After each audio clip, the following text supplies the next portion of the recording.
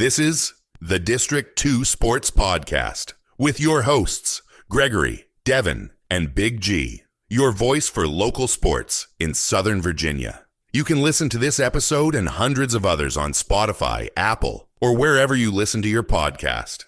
Give us a like and follow us on Facebook, Instagram, and X. Now sit back, relax, and enjoy the show. They're not in my top 12. They're not in my top 12. I told y'all. They're not. Big G got his teams in and they all lost last week. So, how did you get that? I got two teams in and one of them lost. I need to throw one more shout out. I got a shout out to my little guy over there on the left, little Dev. The spreadsheet is back out, and it's back. Oh, you have one for basketball? I got one for basketball. Yes. Really? You're not for Spurs? Okay. Yeah. Oh wow. Whoa, So now man, we're going hot now. It's going hot. For anybody listening tonight, or anybody paying attention, if y'all don't know, the mob is in the NFL. Not a fan? Not a fan of the lo-fi? That music was atrocious. That was weak. I did not.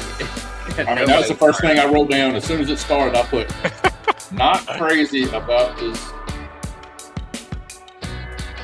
All right, so District 2 Sports Podcast, and we're back with another great episode.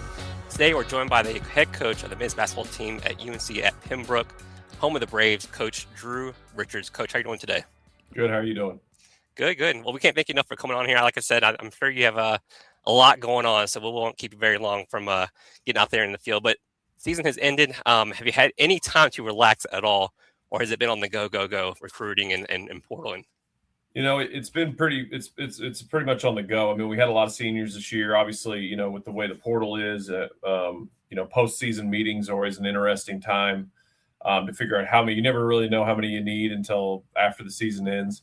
And then our season ended a little bit earlier than we typically were used to this year. So as soon as it ended, I mean, the next week we're ready. We're getting going. We're figuring out. You know, I like having individual player meetings as soon as possible after the season ends. I like there being a little bit of emotion involved in that from the year.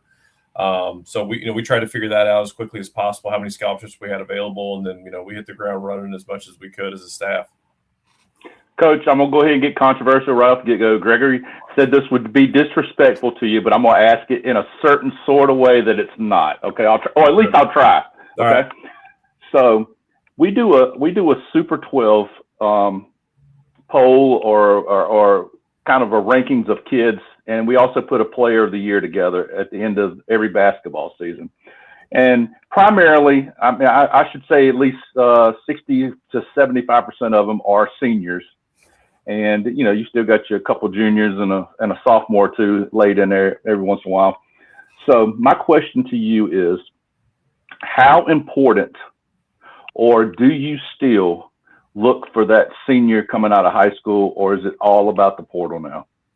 Yeah, I mean, I don't think that's as controversial. It's just been, we built this program with high school seniors. Before me, Coach Ben Miller ran the program, and he literally built it with 80 to 90%, mostly North, some South Carolina, some Virginia high school players. And that's what I loved recruiting that. I loved recruiting that way. I loved during the season driving and going watching multiple games, getting to know the families, the uncles, the brothers, the trainers. I mean, I think that was all such a great process. And then by the end of the commitment or the signing, you feel like you've really earned that player's and that family's buy into what you're trying to do with them. That's just changed so much. And honestly, we've kind of had a harder time recruiting high school kids these last couple of years than we have transfers. High school kids have all these guys in their ears. I see these coaches that post like, no one's recruiting high school. They say, well, we are recruiting high school kids, but when you got kids bringing up NIL that are coming out of high school that have maybe one Division II offer, you've got multiple, when money gets involved in that, the D1 or bust mentality has become even more so, because now it's like, okay, I'm going to wait out or there's been probably more high school decommitments from Division II programs to take the last roster spot on the Division I program in the last 2 or 3 years than there ever was before that. And so as much as we want to tap into high school, and we've signed one high school kid this past year, we actually had another one that was committed that decommitted. It's been a tough go recruiting high school kids. We want to recruit them, But there just seems to be a lot more baggage with high school kids these days than transfers. Transfers have already gone through the recruiting process. They know what they want. It seems a pretty much more cut and dry than having to go through a high school kid that is wavering on his commitment to your program. All right, I'll piggyback off that just a hair. Is your roster full? And we've run into a couple, and just my experience here.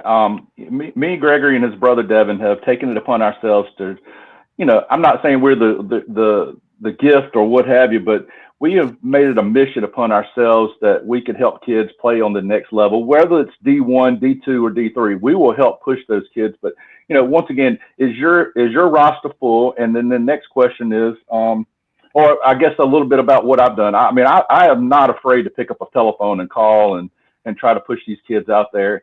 And I think right now we've got a couple kids that are at least D2 and mid-major that are just sitting out there in limbo. And it's sad for me because we know what kind of kids and what kind of talent they are. But I've picked up the phone, and I won't name the kids and I won't name the schools, but it's just been, even getting a return call or even anybody answering the telephone has been just amazingly just sparse. And I just, that's the reason why I asked about the high school kid. It just seems like if you call and say, hey, I've got an all-state guard, a combo guard that is interested in playing, the next level, and you just don't even get a return phone call. So I'm just or email. So I'm just, just trying to figure that out. I appreciate your time, though. Yeah, no, we are full for the most part. We have one scholarship we're kind of keeping in the chamber for like I was telling you guys before we started recording. The big man market right now is insane. So we've kind of left one available for a big guy. 6'10" plus guy in case it comes available. If there's not, we're full for the most part from that. I will say typically just getting responses from coaches, emails to me are kind of tough because we get a lot of them. I can't imagine at the higher levels what they get because at our level we get a ton per day, and a lot of them kind of blend together. Now I will look through every email we get. I look through very specific things. I look for location of the prospect. It doesn't make any sense for a high school kid from Katy, Texas, to reach out to us. It didn't make any sense. So I look for location. I look for GPA. I look for points, assists, rebounds. And so there's bullet points that we try to look at in all these emails because it's hard to read every one of them and respond. And if I see things that pique our interest in what we have currently open in a position, then we'll respond back typically. Now, if a coach goes out of his way to call my cell phone or call our office phone, we always call those back. For 99% of the time, we'll respond to calls. But there's so many things that especially in recruiting high school kids this late, there's so many little bullet points that need to be hit in order to make sure it makes sense for both the institution and the prospect to be signed there. Coach, we were talking about this offline a little bit, but you're D2, you're kind of right there in the middle of the D1 and D3. We're kind of joking about this a little bit, but actually I guess is a serious question. You have guys who are D3, maybe who had a great year, they're looking to move up and play, at a different level, move up to D2, and then you may have some guys in D1 who, hey, I didn't get all play time I want to go play right away. Let's maybe look at D2. How much do you get to rely on your coaching staff to kind of identify players that would be, good for your program, and maybe you guys look at the transfer portal to bring in for the next year? It's tough. You want to be as picky as possible because you understand if you sign the wrong kid, they're not going to play and everyone's going to be miserable anyway. So making sure in each position what we're looking for, what criteria fit our program and our university. Our university is a little bit different. We don't really give academic money a whole lot. So someone that's coming in with a 4.0 GPA really isn't as enticing than some academic institutions that give half scholarship with academic money and half with athletic. Ours are basically mostly athletic scholarships for the most part. So that's a different thing to make sure we identify the right kids in that way. I think the unique thing that the portal and NIL has kind of created with recruiting these days is, used to be a kid at Division I level that's averaging a minuscule amount of points or rebounds per game. Usually those kids would think, okay, I want to bump down to Division II and maybe get my stats up for either a professional career or to jump back up to Division I. The difference is right now with that NIL, a lot of kids are willing to basically throw their careers in a trash can in order to receive more NIL dollars. So you got kids that, should go down to Division II if they want to have a chance to play meaningful minutes in a good program on a championship team. Instead, they're saying, "Oh, I'm just going to take like the 15th scholarship at Division I and get a little NIL money and be a practice player." And I think that has been a lot different than in the past. In the past, you could use that we've never promised playing time, but you could use that opportunity for playing time as a conduit to begin that relationship and to begin that opportunity to get them signed. And nowadays, there's more kids that are like, "Look, I didn't play last year, but they're paying me X amount of dollars, so I'm just going to stay. I'm just going to go somewhere else and make that much money and not play again." And I think that's been a little bit different. It's kind of a lot of these kids, honestly, like the kids that we think are good enough, could come down, put up the stats, and then maybe even start a professional career. So you're willing to sacrifice a professional career it's like small time investment for a small refund, or look at the little bit we could provide here at UNC Pembroke. And then maybe you parlay that in a professional career, and you're going to make 3 times of what you could have in NIL in the college at the Division I level. So it's that part gets frustrating because kids are just basically saying, "Oh, it's okay. I'm willing to accept money to never play." And those kids didn't have that option like 5 years ago. They would have transferred down to create opportunities for themselves with the game of basketball. Coach, before I ask you the next question, is Gregory in your gym doing this podcast today? I'm trying to figure out where he's located. He looks like he got a basketball court right behind him. All I know is it's beautiful. So if he's in our crow's nest right now, that is the most dedicated podcaster I've ever seen. I'm gonna tell you, he didn't tell me. He didn't tell me he got the travel money today. Golly. Yeah. As soon as we heard podcast, we're shelling out cash to get him down here. There you go. No, I know you've dabbled and spent some time in the AAU circuit, and not necessarily that they're on the same level by no means, but I mean, I guess I kind of think that, getting kids and finding kids to play in that AAU circuit for you, does that help you with this NIL and transfer portal thing? Yeah, I mean, I think really any type of exposure you can have to college coaches is a good thing, regardless. Now, I will say, I think kids these days have an advantage over kids. Like one of the advantages they do have is more opportunity for exposure. So, like, for example, the Scholastic Live period in June. That is a phenomenal period for prospects to be seen, because college coaches want to see players in being coached by different personalities and in different systems. So like if I go watch a kid in June who's playing for his high school coach that plays a certain way, I can see him play that way, which is typically a little bit more structured, a little bit more X's and O's. And then you see him go play in July with maybe a little looser playing style, a little more transitional playing style. And you could see him in both. And I think that's really important. So like I said, the Scholastic Live period, I love going in June and seeing these kids play, and then being able to see them in another avenue or even another role. Like a lot of these kids, like for example, there was a kid last year that we watched that was like the stud for his high school team. I mean, he was a big kid. Everything ran through him in the offensive, in the half court. And then in the July, he played for one of these big time named AAU programs, and he was like the 8th man off the bench. So seeing them, which is probably more likely what his role would be at our level if he were to go to that level. So seeing them in both ways really helps us in an evaluation, understanding, are they willing to accept this different role? Are they willing to buy into a different style of offense or a different style of coaching? So that those combined really give us a great opportunity to evaluate kids over the summer. And Coach, we mentioned the AU, but you've also been a head coach there at the JUCO level, I think at West Plains. You've been assistant at Pembroke before. You coached at Lander. How have each of those stops kind of prepared you for the success you've had as a head coach there the last 6 years at UNC Pembroke? Well, I mean, I was the assistant at West Plains for a couple of years. And to be honest, like, to me, I learned more in those 2 years. I was a volunteer assistant. I didn't make any money at all. And literally, like, I remember calling to get into coaching. And I called, the former head coach here at UNC Pembroke, Ben Miller, who I played for in college at Missouri State. I remember saying, "Hey, I want to get into college coaching. What do I need to do?" He's like, "Well, first you need to get out of debt. So you need to sell it. If you have a car you got a loan on, you need to sell it and buy a crappy car. 2, you need to probably move away from where you're living currently. You need to move away from home. And 3, you need to get your master's degree and basically find ways to get it paid for and take a volunteer, whatever spot you have." So, being coachable, sold my car, had like my dream car, had like a Tahoe, like a Z71 Tahoe on 20s. I mean, I was rolling. So sold that, bought a little like 1990 BMW that had 250,000 miles on it that, cost me $2,000. And then I moved to West Plains to take a volunteer spot that paid me $0 from a very paying 9 to 5 job. and then took out a buttload of student loans and started getting my master's degree. And so when I got down there, I just was proud. I was just happy to be in college coaching. And at junior college, man, I mean, you talk about, you got to wear every single hat. I mean, we're walking to kids to class in the morning at 7:30. And then throughout the day, you're filling up water bottles, you're sweeping the floor, you're washing the jerseys. I remember the first time I did not do the laundry. That coach, the head coach there, Yancey Walker, absolutely tore me apart for about 2 hours in his office. And I realized that like something that small is so huge in the scheme of college basketball. And I made sure that never happened again. And then, we'd stay there till 9 o'clock at night in study hall. So like, I mean, you talk about like a full-time job, working hours that are insane and not getting paid any money.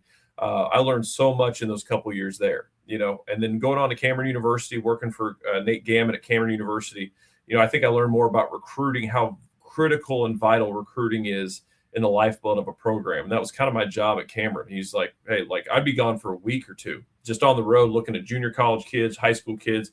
I was gone for weeks on end trying to bring in a recruiting class that would get us to the top of the Lone Star, which was a tough league. And obviously leaving there and coming to UNC Pembroke, working for Coach Miller. Coach Miller did a phenomenal job allowing me the ability to be involved in every aspect of a program. I mean, scheduling, budget, workouts, coaching during practice. The only thing I didn't do by the time I finished the 5 years at UNC Pembroke under Coach Miller is I didn't really call plays during the game. Everything else he allowed me to get experience in and learn from. And that way, when I got to Lander University, that was the only thing I hadn't done yet, was call plays during a game on the floor. And then obviously first year head coach at Lander. I mean, you learn a lot. You take away from that first year of a head coach, trial and error, trying to figure out what means what to you and what's going to bring you success in that year. And that kind of parlayed that to get back to UNCP. And, even to this day, still trying to learn and get better and improve ways that we can go from kind of good to great is the plan. Coach, I'm going to piggyback off that question just a little bit. I know you're at UNC Pembroke. You're in that UNC school program, that kind of UNC pipeline. Do you guys, I mean, are you able to pick up the telephone, or are you able to travel to Chapel Hill? Because I know you guys have scrimmaged Carolina over in Chapel Hill before, usually that first game of the season. But, are you able to pick up the telephone and call Mike Malone right now? Are you able to pick up the phone and call someone at UNC Wilmington, UNC Asheville, exchange information, talk about opponents or coming up opponents? Are you able to, share information amongst yourselves like that? It's not really like the UNC system. There's like some secret cabal in the UNC system that we're able to like reach out to each other. It's still just relationship based with coaches that I know. So like coaches that I've gotten to know over the years, or if like for example, Coach Miller worked with Wes Miller, who's now at UNC Charlotte. So there's a sort of a connection through Coach Miller to Wes Miller there. So like that's still more likely than like I have zero idea how to get hold of Mike Malone. I mean, I'd love to, but it's just we did play. We typically will play, like we played Duke a couple years ago.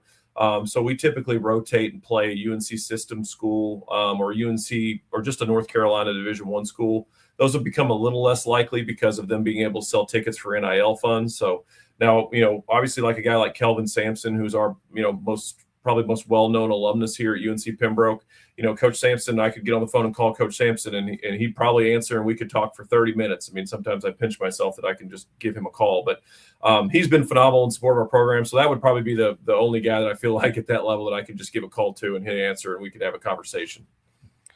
Coach, looking back at the season, 21-8, 18-2 overall, win the Conference Carolina's regular season.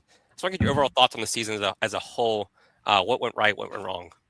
It was a tough year. I think it's an impressive thing we've gotten to this program to where that's considered a down year for us. We started out really slow in non-conference. We lost a big, we were lost in the Sweet 16 last year. We were one point away from going to an Elite Eight and winning the region. So we knew there was going to be a lot of replacements. We lost a lot of players off that team.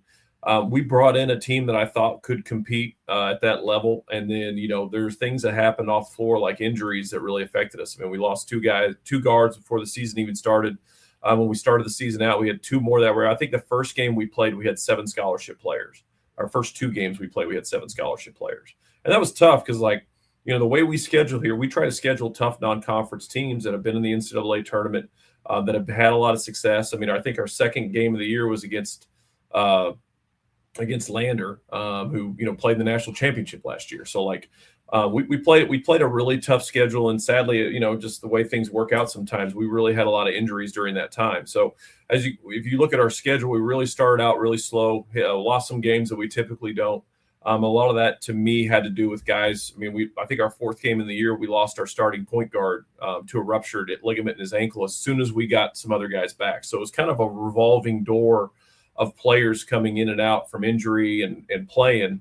And I never really felt like we got a continuity within our program. I thought we hit our stride a little bit in league play, and that's after we'd lost 5 guards. We actually brought in a guy at semester for the first time ever that we didn't expect to play a role like he did, but he ended up starting for us and playing 25 minutes a game because after we got him, another guard went down with an injury. Actually, 2 guards went down with injuries, that were out for 4 or 5 weeks. So, we tried to be as adaptable as possible. And I think our guys our guys could at any point throw their hands up and said, like, screw this is too much, but they stuck with it. And, even one point I think we finished the year with our backup 4 as our starting 2 guard at the end of the year, our 6'7" guys at 2. It wasn't purposeful, I promise.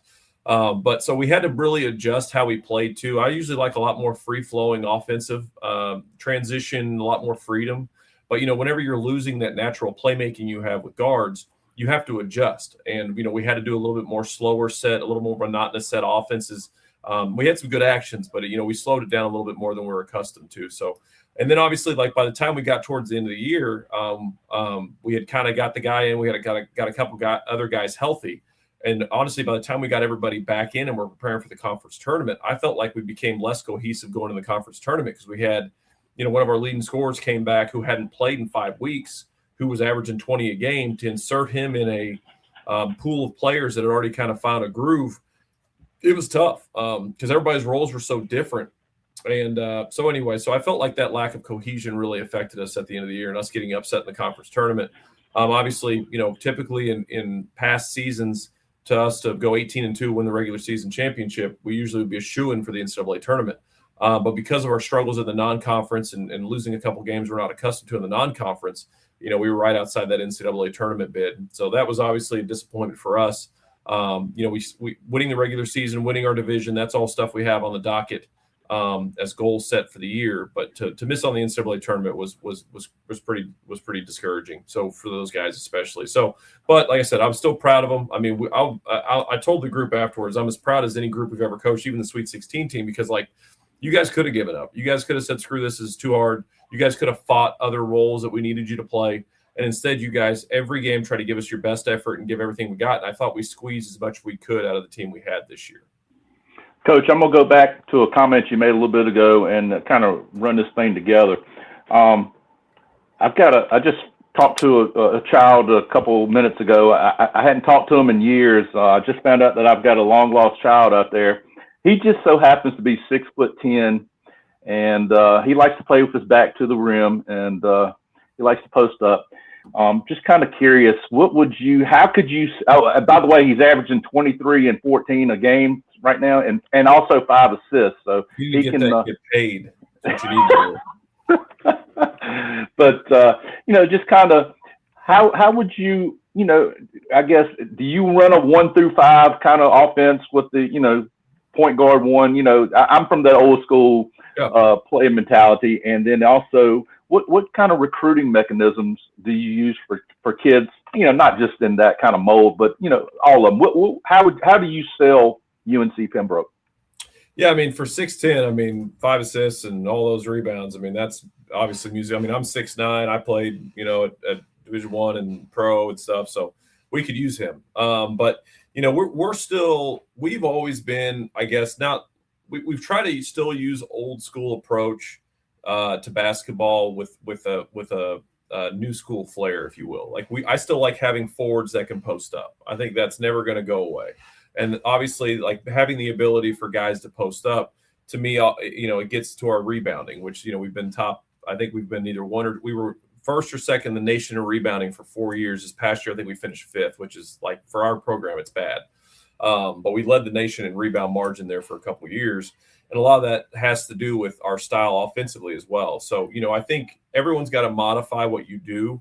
But we try to still keep the same identity as having guys that can post up. We want to play in transition, obviously, and we want to have guards that have a lot of freedom in transition to create plays for themselves and others. And then once we get in the half court, we're going to try to get the ball in high percentage areas. And a lot of times, to me, guys that are efficient in the post is the highest percentage area you can get, because not only could they score, they could get fouled, and then it also provides rebounding opportunities for their teammates as well.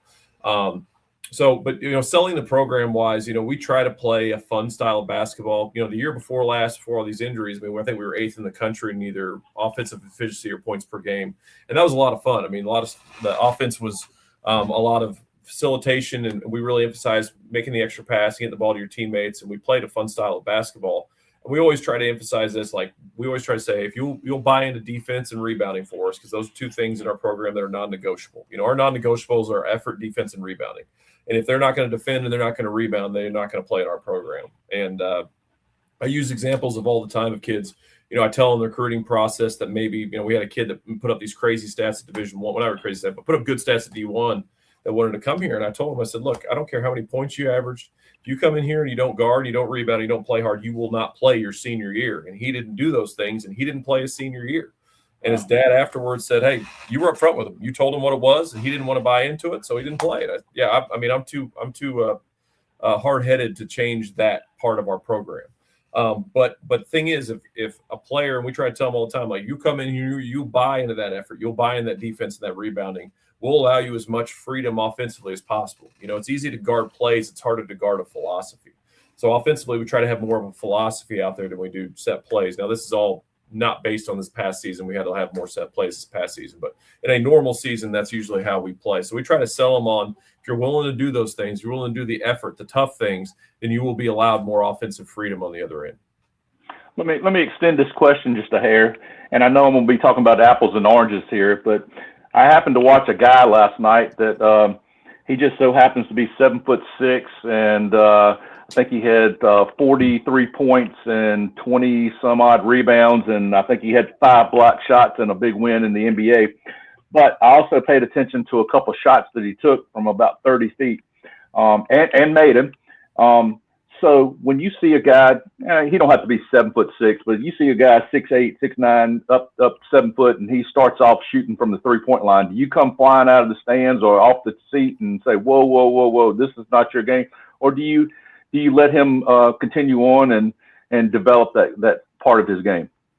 The way we play, our favorite way of play is having interchangeable forwards. So having guys that can both step out on the floor and post up. We talk, we need our forwards to be 3-level scorers. So, for a guy, if he's, especially guys that work at it, we've had guys before, hey, coach, I want to shoot threes.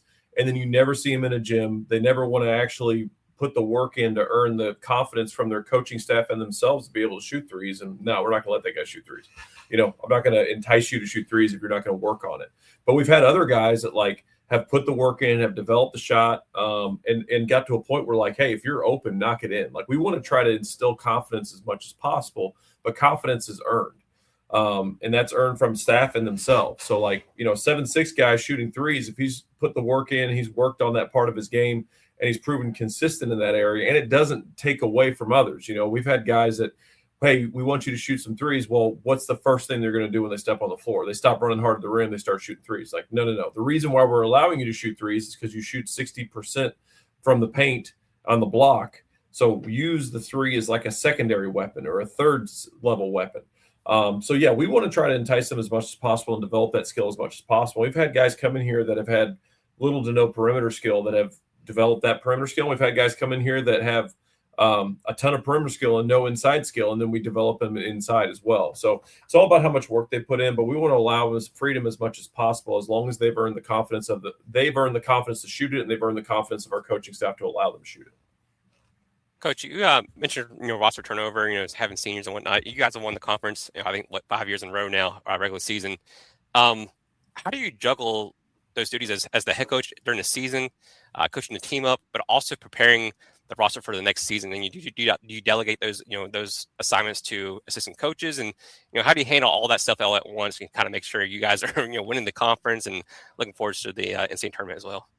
Yeah, I mean, it is a balance, and that's why you got to have a great staff. We've got a great coaching staff here. Our associate coach, Chris Sauce, has been here for years, and I kind of tag him as the recruiting coordinator. His job is to make sure we're staying involved. Now, obviously with the transfer market during the season, the guys that you're mostly looking at are junior college, and you're looking at high school now. I know with, there's a lot of coaches that maybe do it back rooms and, slide texts and stuff. We try to avoid doing that as much as possible. But usually, like if we have targeted like high school kids, junior college kids, those are the kids we try to typically recruit as much as possible during the year. And then, you get wind about portal kids and guys leaving and things like that. And those are usually attacked after the season. But our goal was always we always want to get a couple early commitments. Like this year, we had a big kid out of Florida committed early, and we're excited about him, high school kid. And then we really want to have a good list of other high school kids and junior college kids that we can monitor. And it's all about timing with junior college kids. Like they don't really want to hear from us until later in the season, January, maybe December. So we start really going after those kids around that time. And then, by the time we get done, what season ends, we have a good idea of like, here are the transfers that have already hit the portal. Here are the guys that might transfer. And so then we start really attacking, okay, this is what we're missing. This is what we need to get in the portal. This is what we need to get junior college-wise. This is going to be our least experienced position. So maybe we go a little bit more transfer heavy. Maybe we want to get a fifth guard that maybe is a high school kid. You just got to be able to build your roster up. And junior college has really prepared me for recruiting in this area because, junior college, every year you're bringing in 7 or 8 guys. And I feel like every year you're bringing in 5 to 8 guys these days because of portal and because of having seniors. So, but really during the season, having a great staff that can stay organized and still worry about our next game, our next opponent, improving our current team. I always tell them, take care of home base first and foremost. And then as long as home base is taken care of, then we can branch out and start looking at other things. Coach, I have a bit of a funny question, but also a serious question. The 6'9" Drew Richards from Rogersville, Missouri, what kind of NIL would he kind of demanded there going to Missouri State, or would he have gotten any at all?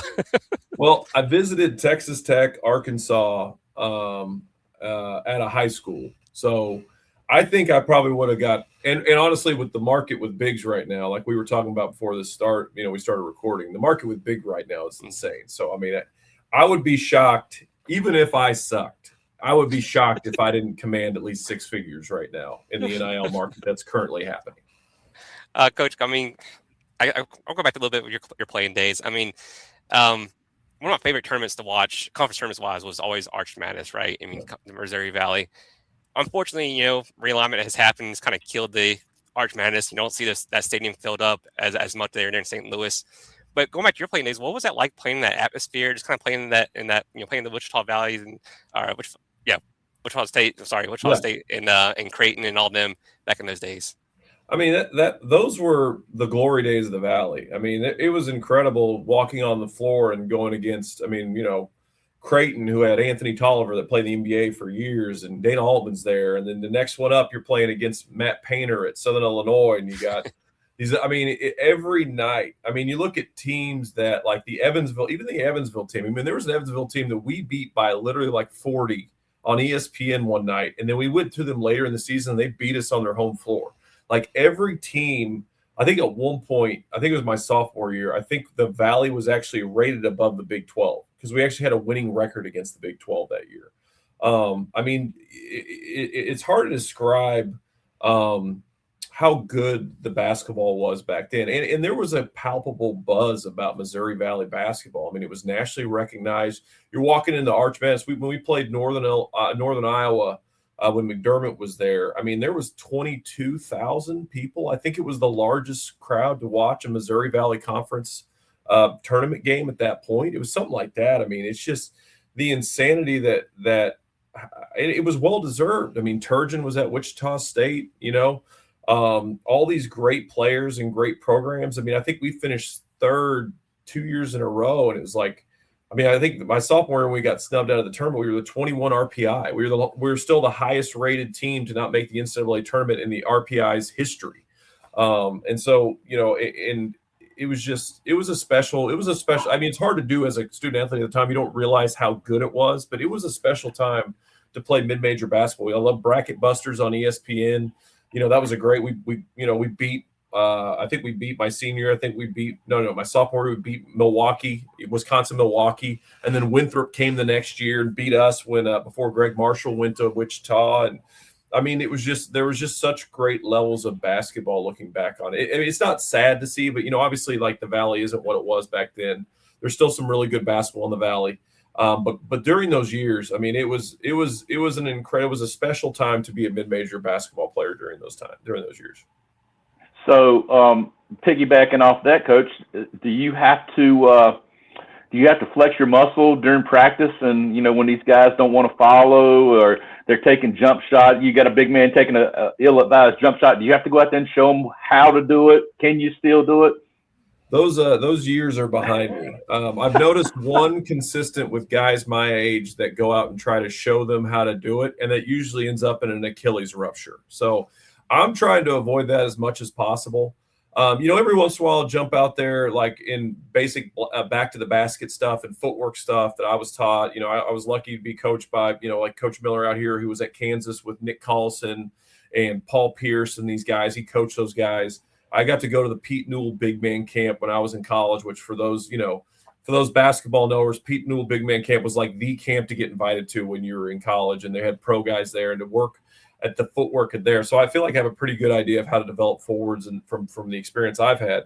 But every once in a while I'll jump out there and show them footwork stuff. But as far as like the playing days and going out there and just like one-on-one tournament, I'm far beyond those days right now. Well, we keep up with the ODAC quite a bit, and we've interviewed quite a few of those coaches. And Caleb Kimbrough makes no bones about it from Hampton-Sydney. He wins the ODAC coaches basketball tournament, no doubt. He says nobody can touch him. Burkle can't touch him. Nobody can touch him. But I will say this: Hillary Scott from Lynchburg said if they play to 3, he has a chance. So, but Kimbrough's 5'2" and looks like he's 20 years old. He still does. I can't believe he's the head coach. Yeah, that's what I'm saying. Like, he looks phenomenal. He looks like he could go out there and play as a player. Like, I don't want to, and the way he's built. So I can tell Kimbrough, man, you need to relax. Like, he's a phenomenal coach. We don't need him bragging about going out there because he looks like he's still in high school. So can you take Malone? Can you take Wes Miller? Top of the key would be tough. Now, I will say, as a coach, I never lost to a player in a block battle, in an inside battle. I never lost one-on-one to a player. And I've had the right hook, left shoulder practice so many times in my career. It'd be hard, based on my frame, it'd be hard pressed for anybody to stop that move. So I feel good about anybody on the block. You start rolling it out to the top of the key and checking it up. That changes the complexity of the issue. Well, I know we're getting about almost nearly 40 minutes into this interview, Coach. I guess me and Gregory need to be more respectful of you. What time is your tea time at Pinehurst? Yeah, no. Hey, you mispronounced portal watching. Yeah, none of that. It's all in preparation for next year right now. So no, it's fine, absolutely fine. Coach, last two for me. Not every former player, has success coaching wise. What do you think has, maybe influenced you to be successful there at UNC Pembroke or at Lander or other previous positions? And then just kind of follow up with that, looking down the road a couple of years from now, or maybe at the end of each season, what do you want fans to know or remember about UNC Pembroke for that year? Well, your first question, I think it has to do with anything that you're passionate about. I think it helped me a lot when I got done playing overseas and I got back and I didn't really know what I wanted to do with my life. So I worked multiple jobs. I laid sod. I worked at an insurance company. I did radio for Missouri State for some color commentary for games, and I started coaching an AAU program. And so I was trying to figure out what my motivator was in life. And we have former players that their motivator is how much money they can make, which is fantastic. And they're really good at it. And that's what they want. I figured out pretty quickly that my motivator was not money. My motivation was coaching, recruiting, everything that goes into being a college basketball coach. And so that point, I think, whatever it may be, whether it's for me coaching, whether it's for podcasting, whatever it may be, whatever you find your passion about, I think you naturally want to become better at what you're doing once you find that passion. I think that's key. as far as this season, and the last thing with that is, I think always wanting to learn more and do more with your position. Like last year we finished in the Sweet 16, and probably as a coach, I probably should have looked at, instead of saying, hey, we're a Sweet 16 level team, we're really good, let's continue on and do the same thing next year. I think it's a book, and Coach McCollum from Iowa talked about, the hardest thing to do is go from good to great. And that's been kind of our off-season goal is let's go from good. We've been a really good program. Let's become a great program. And that's what I've challenged myself, our staff, our program to be in this off-season, is how we can go from good to great. As far as remembering this past season, I think just the resilience of this team. I think to go through what we did with injuries, to go through what we did adversity-wise on things that our guys could not control, they controlled everything they could within their reach. And I think to be able to cut down nets in another season is incredible, considering how many starting lineups we had, how many minute distributions we had, how many different things we had to adjust and shake out to, and to have these guys continue to buy into what we're doing, no matter if they're like I said, 6'7" 2 guard in an offense where that's not really how it is. I think people should always remember the resilience of this past year's team, and to be able to, like I said, to be able to cut down nets and be successful in a season where most teams would have folded and probably been 500 or below. We end up winning 20+ games in a championship. And that's what I want this team to be remembered as. Coach, I know when we talk about schools, you talk about the teams or what have you, but in my opinion, it takes a conglomerate of things to be successful.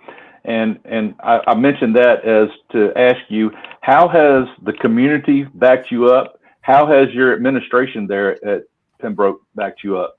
Or have they? No, yeah, I think Coach Sampson always said it best. Players and coaches win games, administrators win championships. And that's absolutely spot on. Our administration here at UNC Pembroke, our chancellor, we've worked together for years now, 10 years now. Dr. Robin Cummings, he is a sports guy, and basketball, has kind of been one of his favorite sports since he was growing up. So he's been unbelievably supportive. Our athletic director, Dick Christie, has also been always in our corner. You can't be successful in college athletics these days without having administration that not only has the coaches back, the programs back, but make sure, you're taken care of in ways that you can be successful on the court. Around here, Pembroke is a very unique place. It's one of the most unique places I've ever seen. We were founded as a Native American institution, the Croatan Normal School, in 1887. So there's a lot of pride associated with UNCP. I always compare it to like low major levels. We've been top 30 in the country in attendance for a town that only has 3,000 people. We have 8,000 people at the school. We're the largest Division II in North and South Carolina, but we're in a rural area. But they love Braves basketball. They tailgate our games. We got 15, 20 people that tailgate every game out there. We've got football. So there's a very large sense of pride that even was hard to notice until I went and worked at other Division II institutions to see, like, wow, people truly care about Braves basketball. It might be Chapel Hill and Duke and NC State, but right below that is UNCP. And people really care about how we do and our success and support us. Our alumni network is unbelievable. I send a monthly alumni email out to about 170, 180 people every month. We have alumni games where we have 50, 60. We had one year we had 75 alumni come back just for a game to be honored. So people care about Braves basketball. They want to see us do well. They support us in times when we struggle. Even our Sweet 16 year, we struggled to start that year off non-conference wise. And then we really hit a lick. I think we won our last 18 games. And we had voices in our corner, whether we were winning or losing, that had our back and were supportive of what we were doing with the program. So it's a special place. We love it here. All we want to do is continue to improve and get better and make our alumni base and our administration proud of the product we put on the floor. Coach, I think it's a perfect segment to kind of end this interview. That's a perfect answer there. Your wealth of knowledge, you had a lot to talk about as far as your success and just your playing days in general there at Missouri State. We can't thank you enough for coming on and talking with us. And I think you have going to continue to have a bright future there at UNCP and whatever else you do later in life. So, Coach, we can't thank you enough for coming on. No, I appreciate the invite. Appreciate you guys doing this. It's a great setup, and you guys are doing it at a high level. So thanks for having me on. Coach Drew Richards there at UNC Pembroke. Thank you, Coach.